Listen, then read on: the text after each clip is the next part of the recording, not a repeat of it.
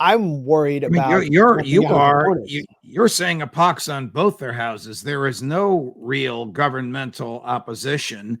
There's opposition in the public, but there's no real governmental opposition to the type of ethnic cleansing that Netanyahu is participating in. No, there's no peace camp in Israel. I mean, you have 1.8% of the Israeli public answering a recent poll saying that Israel's using too much firepower in the Gaza Strip.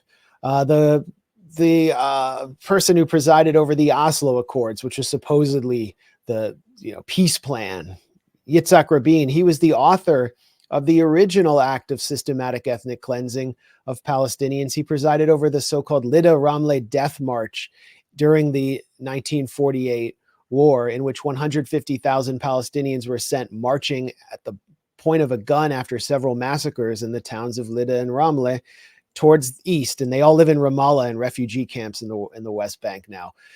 His final speech, he said, "I'm not going to give the Palestinians a state." This was a speech to the Knesset. "I will give them less than a state."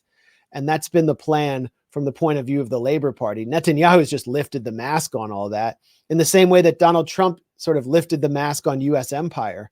And that's why Netanyahu is seen as a threat to this whole system that the U.S. had in place.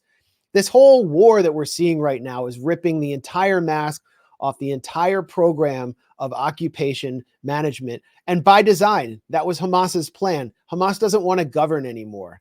They're done.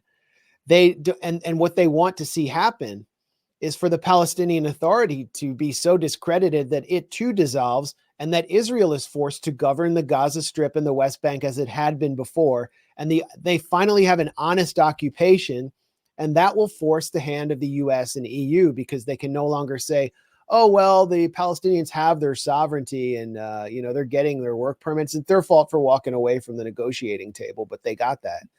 And that's what we're going to see take place.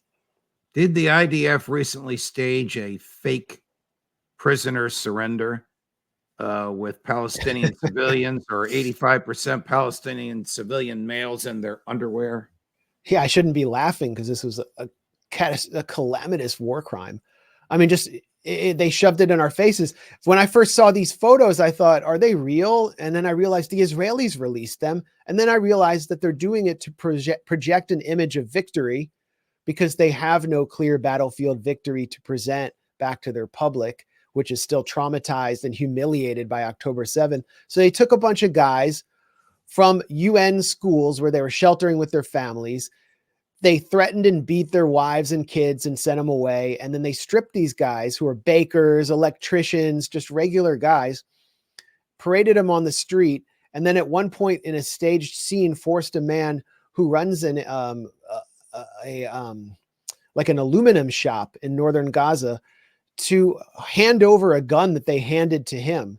And then they told the Israeli public, we have destroyed the Hamas Jabalia division and they have all surrendered en masse. We won.